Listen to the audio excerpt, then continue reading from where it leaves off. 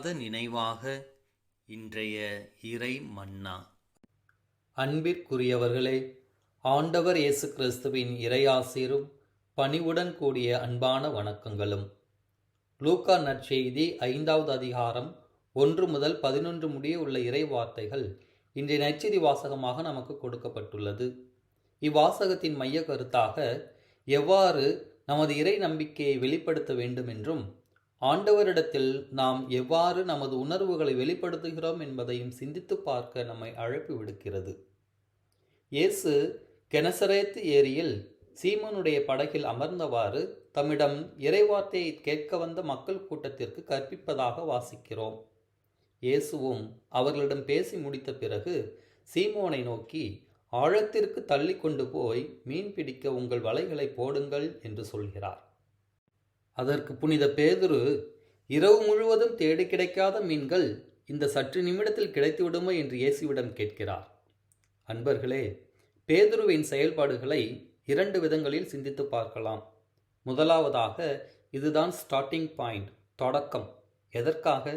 தயக்கத்தோடு கேள்வி எழுப்பிய புனித பேதுரு அதே தயக்கத்தோடு, ஆனால் மனதிற்குள்ளாக ஒரு சிறு நம்பிக்கையால் நீர் சொல்கிறீர் என்று தனது முழு நம்பிக்கையையும் வெளிப்படுத்துகிறார்.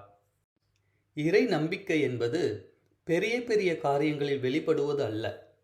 இறை நம்பிக்கையை வெளிப்படுத்த, அதனை நிரூபிக்க நீண்ட காலங்கள் தேவையில்லை. கன நொடி பொழுதே போதுமானது. திருவிவிலியத்தில் நிறைய உதாரணங்கள் காண கிடக்கின்றன. அவற்றில் சிலவற்றை பார்ப்போம்.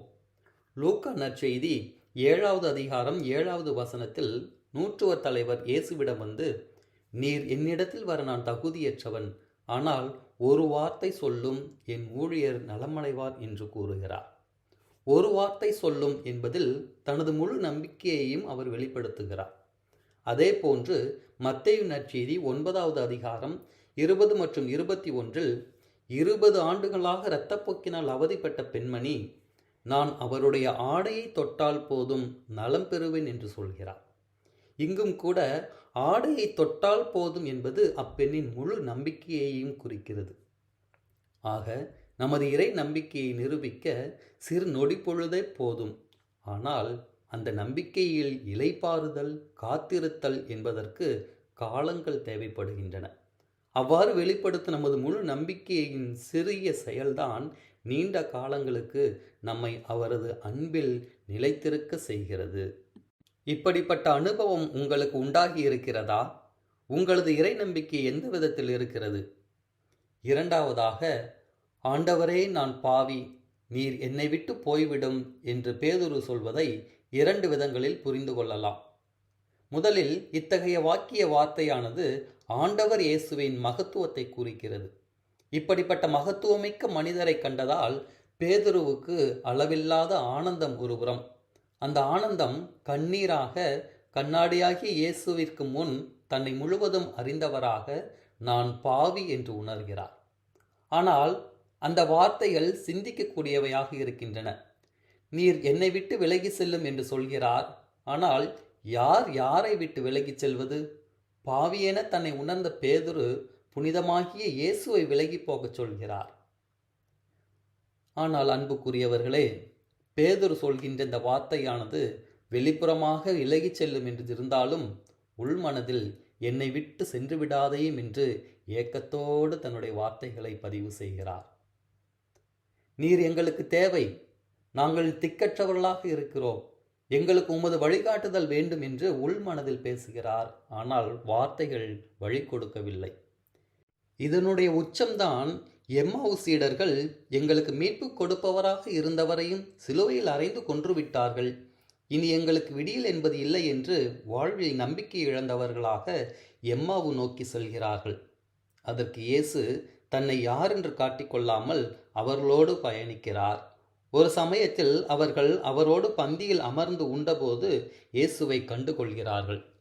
ஆனால் இயேசு அங்கிருந்து அவர்களிடமிருந்து விலகி செல்வது போல் காண்பித்துக் கொள்கிறார். இயேசு அவர்களோடு இருந்து பல இடங்களுக்கும் பயணித்த காலத்தில் சொல்லத் தயங்கிய உள்மனதில் இருந்தவைகளை இப்பொழுது மிக துணிவோடு வெளிக்கொணர்கிறார்கள். எவ்வாறு? எங்களோடு தங்கும் ஆண்டவரே என்று சொல்கிறார்கள். இப்பொழுது இதன் அர்த்தத்தை புரிந்து கொள்வீர்கள் என்று நினைக்கிறேன். சீடர்களின் தலைவராகிய பேதுரு எங்களை விட்டு விலகி செல்லும் என்று சொன்னாலும் மனதில் இருக்கின்ற யதார்த்தத்தை வெளிப்படுத்தவில்லை. ஆனால் இன்றைய நற்செய்தி வாசகத்தில் நாம் காண்கின்றவாறு இயேசு பேதுருவின் உள்ளத்தை உணர்ந்தவராக, அஞ்சாதே, இது முதல் நீ மனிதரை பிடிப்பவன் ஆவாய் என்று சொல்கிறார். முரண்பாடு என்னவென்று பாருங்கள். இயேசு பேதுருவின் அருகில் வந்தபோது பேதுருவோ அவரை விலகிச் செல்லும் என்கிறார். எம்மாவு சீடர்கள் பயணத்திலே இயேசு செல்வது போல் காண்பிக்கிறார், ஆனால் அவர்களோ அவரிடத்தில் நெருங்கி வருகிறார்கள்.